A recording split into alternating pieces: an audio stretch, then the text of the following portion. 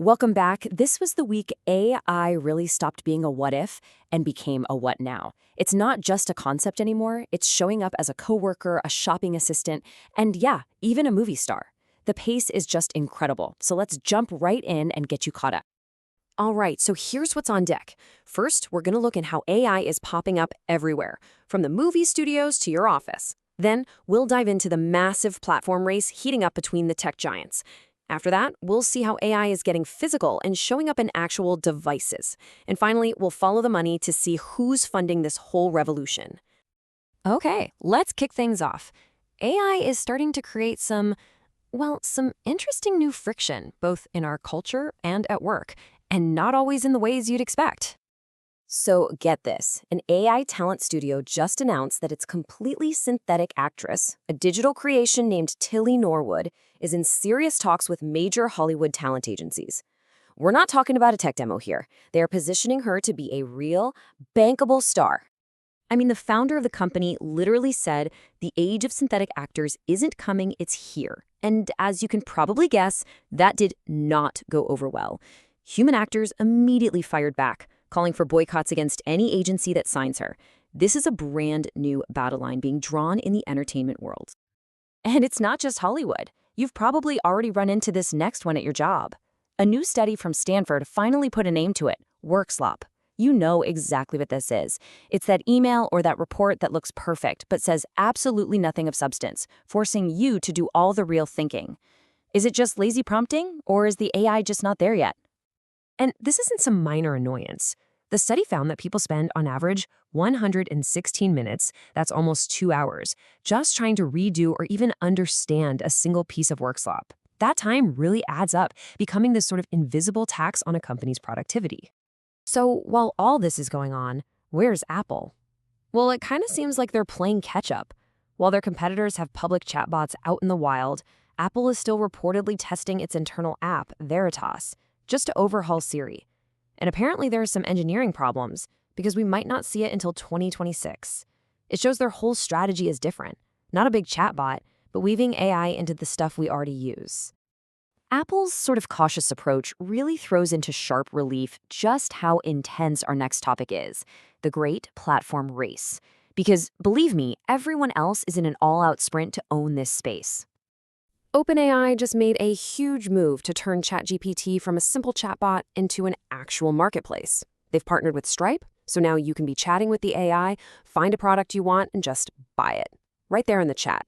This is a massive step towards AI that doesn't just find things for you, it does things for you. Of course, their biggest rival, Anthropic, was not about to sit back and watch. They fired right back, releasing Claude Sonnet 4.5 and boldly calling it the best coding model in the world. And to back that up, they showed it could code autonomously for over 30 hours straight. That is a gigantic leap forward for handling complex tasks. Then things got even crazier. Early in the week, rumors started flying that OpenAI was building something like a TikTok, but for AI video, a place to show off what its next-gen video model, Sora 2, could do. Well, that didn't stay a rumor for long. Just a few days later, bam, it was real. OpenAI officially launched Sora 2, and the updates are just incredible. The videos are pushing even deeper into that uncanny valley of realism. There are 3 really crucial new things here. First, it can now generate synchronized audio, including realistic dialogue. Second, it comes with that new social app, and it has a feature called Cameos that lets you put your own face into the AI videos. And third, the physics are just way, way better, making motion and scenes feel more real. So while that war is raging online, AI is also making a big move out of the cloud and into the physical world. We're talking about our homes, our cars, and even the glasses on our faces. Amazon just went all in on this. They unveiled a whole suite of new devices built around their new conversational AI, Alexa Plus. We've got new Echo devices with AI chips right on the device for faster processing. Ring cameras are getting an AI door attendant. Even Kindles are getting AI-powered note-taking. They are baking AI into pretty much their entire product line. And speaking of devices, here's a huge strategy shift from Apple. Reports are saying they're hitting pause on the next big, expensive Vision Pro headset. Why? To fast-track AI-powered smart glasses to compete directly with Meta. It's a massive bet that the future isn't a bulky headset, but a lighter AI-integrated device for everybody. Now, this next one is really wild. Google DeepMind has a new AI agent, Dreamer 4, that completely mastered the game of Minecraft. But here's the crazy part. It never actually played the game. Not once. It learned entirely inside its own mental simulation of the game. That is a huge step forward for being able to train robots for real-world tasks safely.